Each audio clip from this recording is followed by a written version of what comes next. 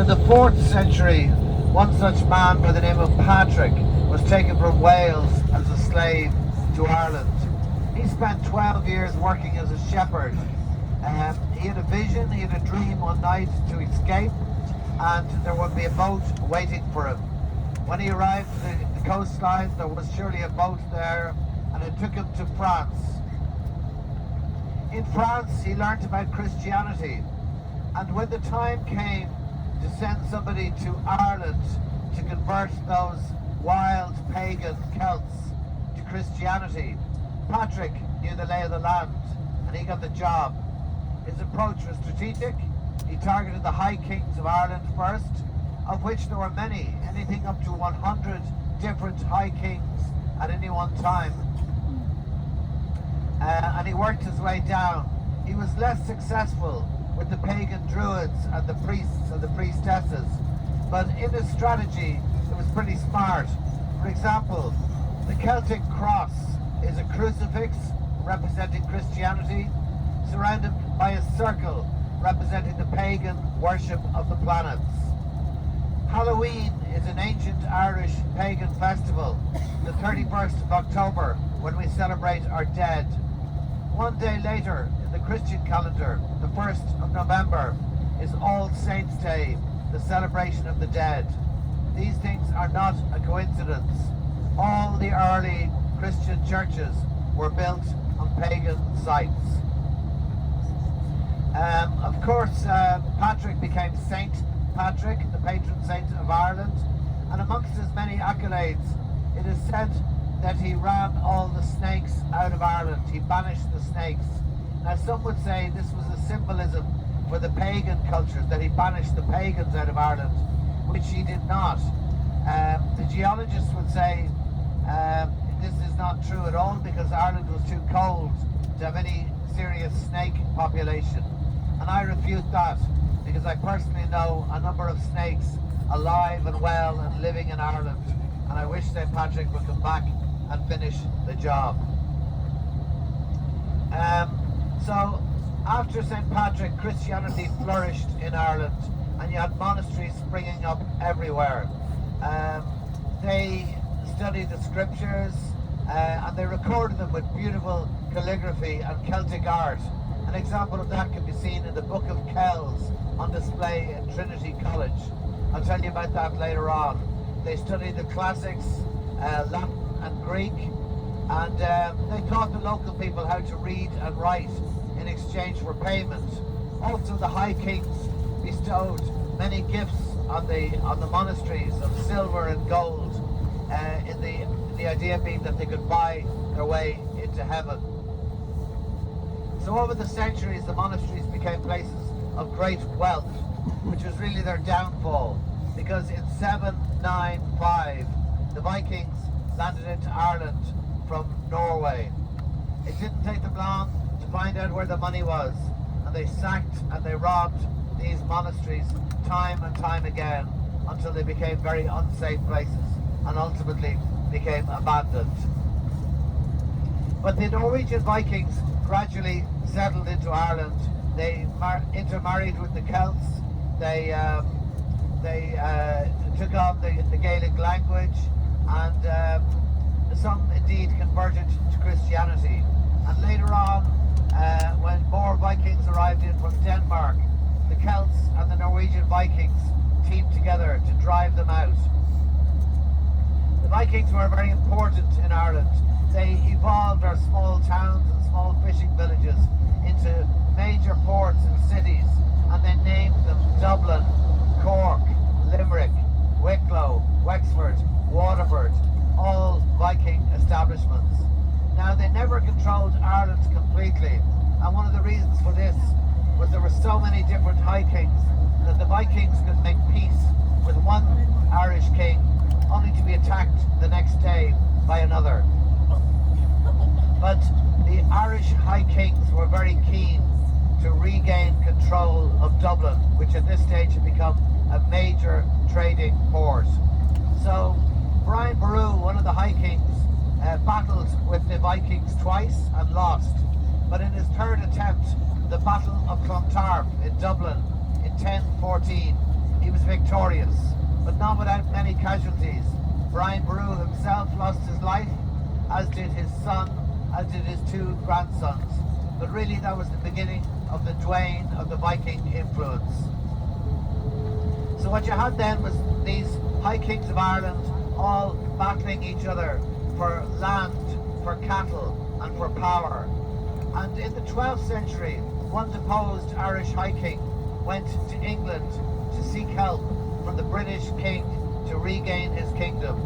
Now 100 years before that, the Normans had arrived in from Normandy and France into England, and they'd taken control of the British crown. So there was a Norman king sitting on the throne.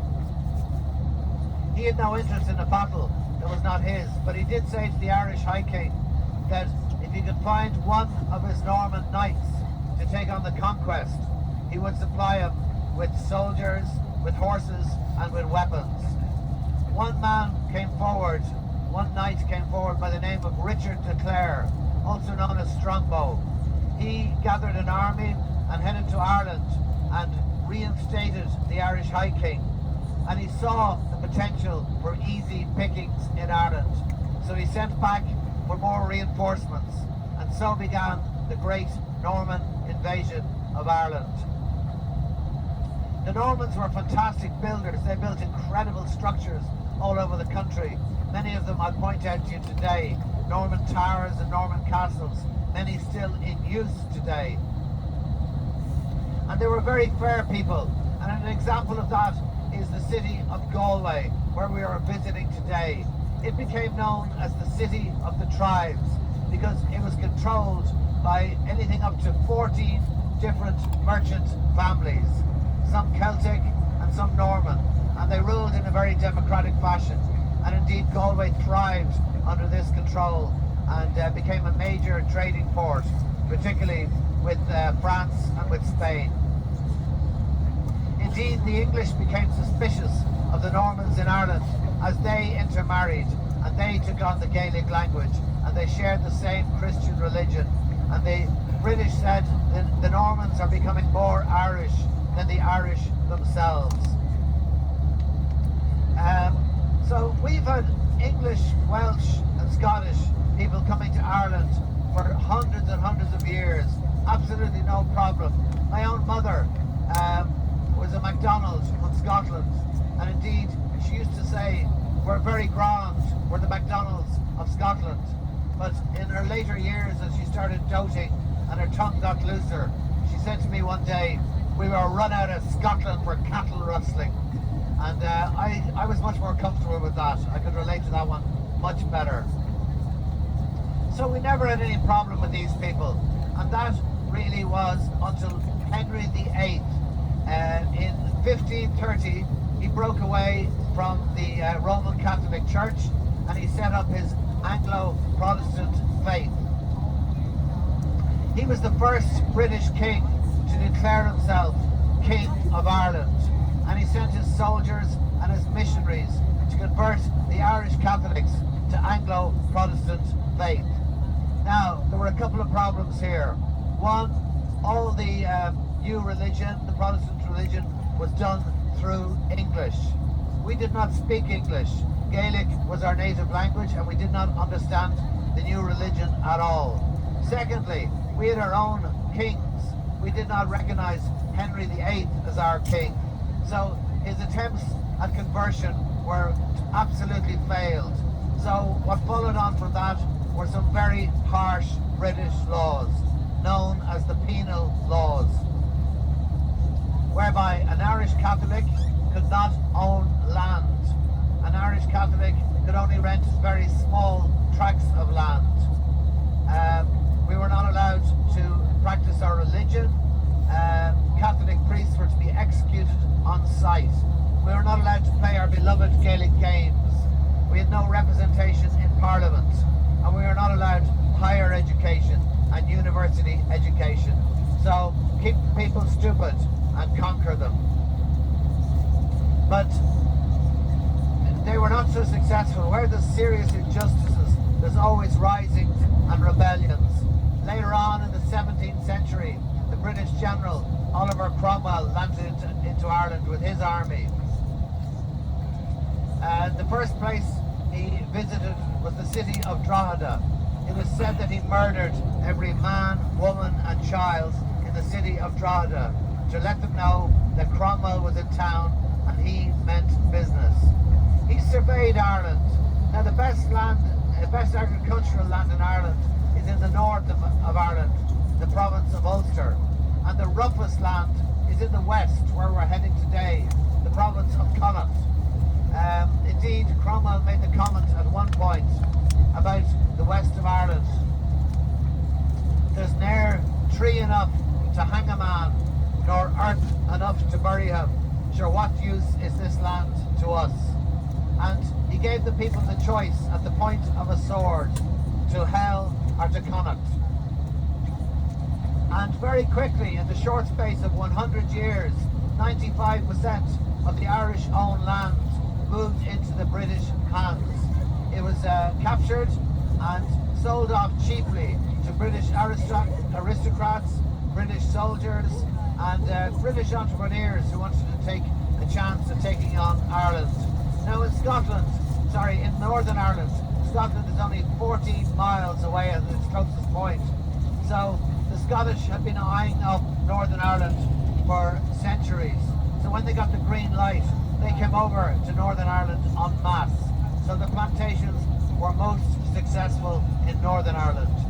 But there was always resistance.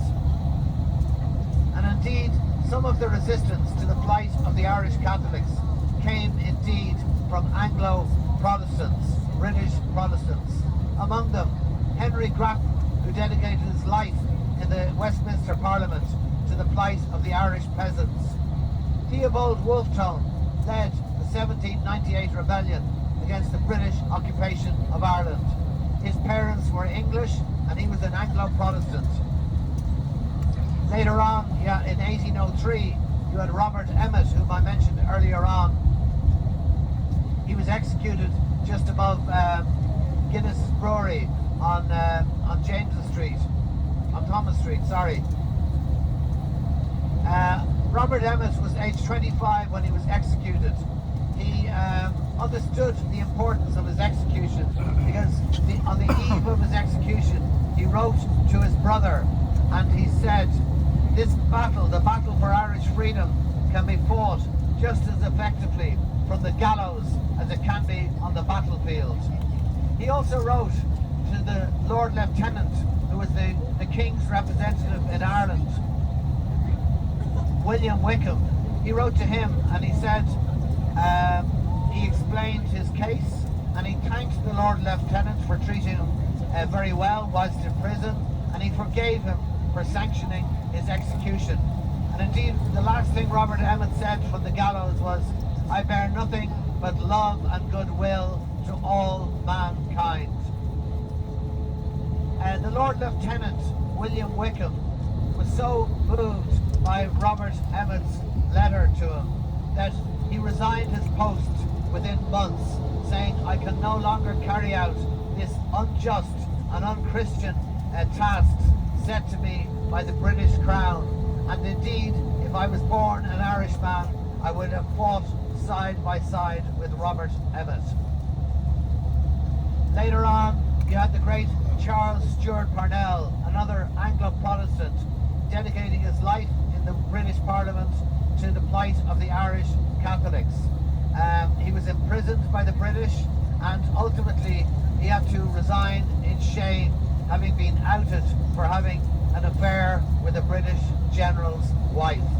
These days that would probably guarantee you re-election, but it suited the British establishment very well to silence him. In 1775, the great Daniel O'Connell was born in County Kerry in the south of the country. As a Catholic, he was not entitled to higher education, but he finished his schooling in France. He then went to London and he studied law, and he practiced as a barrister in London and made many friends and many good contacts. He witnessed the French Revolution first hand in France, and he was horrified by the violence of it all. So he did say that not one drop of blood be spilt in the name of Irish freedom, and if it is to be spilt, let it be my blood. He returned to Ireland. He became a major campaigner and an incredible orator. It is said that he addressed up to 1 million people on the sacred hill of Tara in County Meath. As a Catholic, he was not allowed to run for election to Parliament, but they ran him as a type of spoiled vote. Of course, he topped the poll, and because he was a very persuasive person, he became the first Irish Catholic ever to take a seat in the British Parliament in Westminster. He was re-elected twice. He was Lord Mayor of Dublin. He was head of the Cork County Council. He was imprisoned by the British. But ultimately, his great work was overshadowed by the Great Famine of the mid-1800s. Daniel O'Connell died whilst on pilgrimage to Rome, and his dying wish was, "Let my heart be to Rome, let my body to Ireland, and my soul to God." And his wish came true. His heart is in a small church in Rome, in a little glass case on the altar. And he's buried in Glasnevin Cemetery in Dublin, and to mark the importance of the man, there's a huge tower there representing the burial place of Daniel O'Connell. He did manage to repeal some of these terrible, harsh British penal laws, but as I say, his great work was overshadowed by the famine. Now, the Irish, on their small tracts of land, had become entirely dependent on the potato crop to sustain them throughout the winter. In 1845, 46 and 47, the potato crop failed 3 years in a row. It had a potato blight. Now, it also failed in Denmark, and it also failed in Germany. There was 50,000 deaths recorded in Germany relating to the potato failure.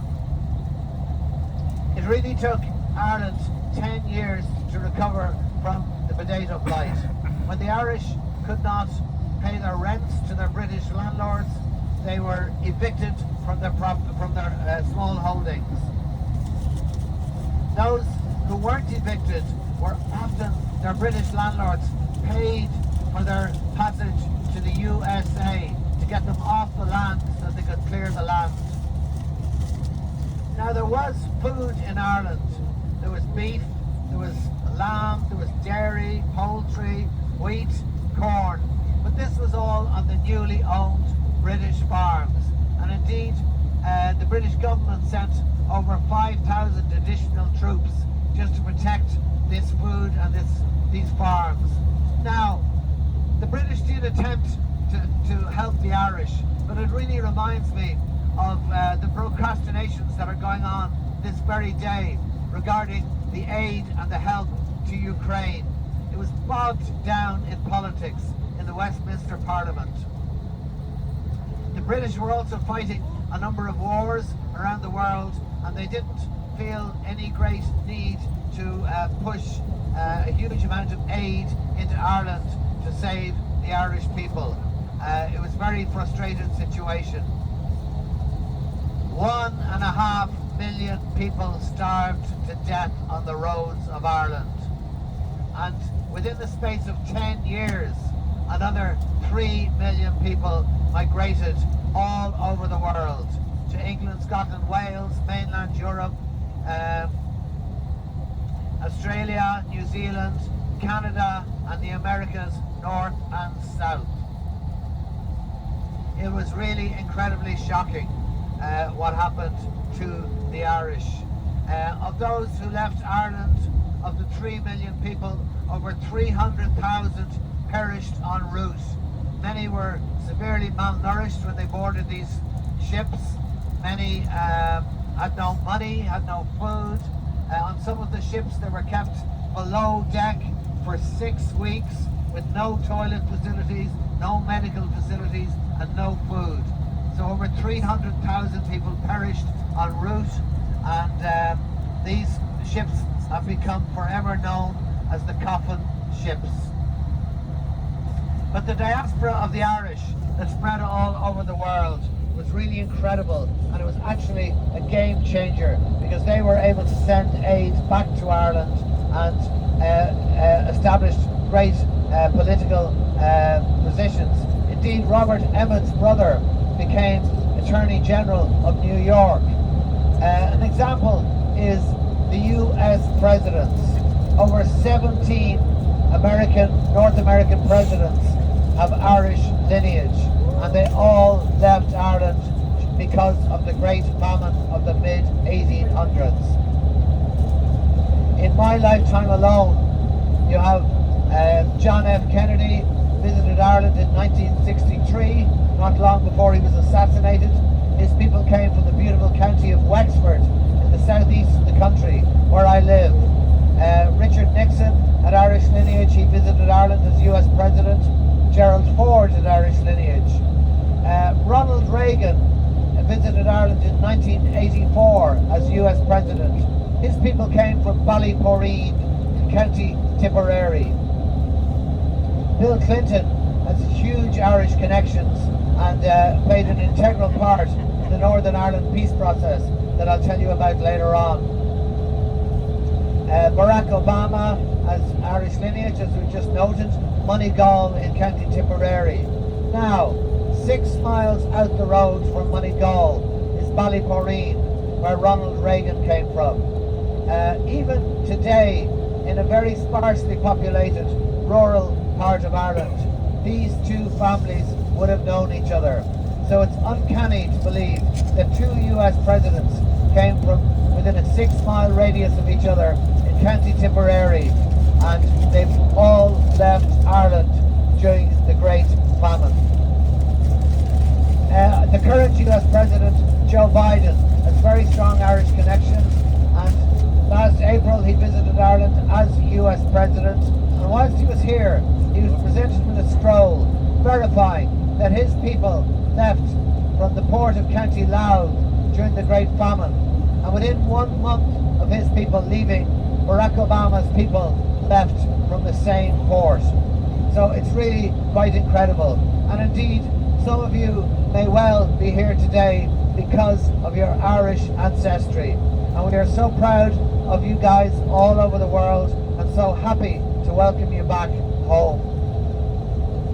I was in New York a few years ago, down in a bar a friend of mine was running, and he was saying, "Hey Dave, this is Jimmy here," and then my mate Dermot from behind the bar said to me, "You want to join the NYPD? Jimmy's in there, he'll get you in." So that whole Irish network is alive and well today.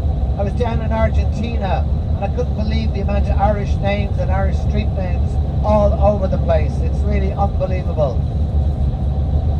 So that's the Irish lineage all over the world, and indeed they became very powerful in the fight for Irish freedom.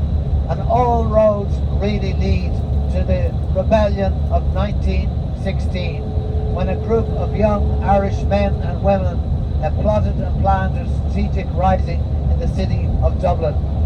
They came from all walks of life: teachers, poets, trade unionists, all kinds, writers, and they took over the customs house on the River Liffey, controlling all the boats coming in from abroad. They took over the forecourts, the halls of justice, and they took over the GPO on O'Connell Street, the General Post Office, the main point of communication with Ireland and the rest of the world. And from the GPO, Padraig Pearse read the proclamation of the Independent Republic of Ireland. The British responded with heavy artillery. They fought gunships up the River Liffey, and they opened fire across Dublin. During the exchanges, the GPO caught fire, and the rebels had to make a run for it. They were cornered on Sackville Street, and they surrendered to the British armed forces. The rebel leaders were held in Kilmainham prison, now a museum, a fantastic place to visit. I'll tell you later on. And within 2 weeks of their arrest, and without trial, they were executed by firing squad in the courtyard of Kilmainham prison. Indeed, James Connolly had been so badly injured in the conflict that he probably would have died anyway, but they strapped him to a chair to hold him upright so they could shoot him again. The outpouring of anger was so huge, not only with the people of Ireland, but with the ordinary people of England, Scotland, Wales, all over Europe, Australia, New Zealand, Canada and the Americas, was so huge that the British knew they needed to do some kind of a deal. Now, an illegal provisional government had been set up in Dublin by two of the rebel leaders who managed to avoid execution. It was a Sinn Féin government, which translates as "for we ourselves." When word came out that the British were prepared to negotiate, Eamon de Valera sent Michael Collins to Westminster to negotiate a deal.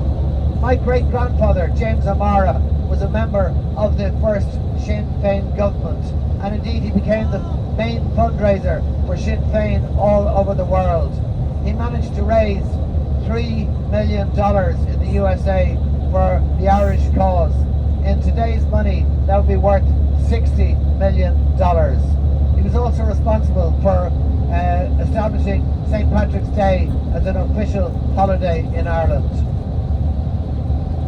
Now, coming up ahead of us is the majestic River Shannon. It has burst its banks. It's the largest river in Ireland and really beautiful. We're not going to go over it this morning. We'll go over it later on tonight. We are going to go under it. And there's a hell of a tonnage of water above our heads. There are snorkels above your heads and there's life jackets underneath the seats. So I strongly recommend holding your breath. 4, 3, 2, 1.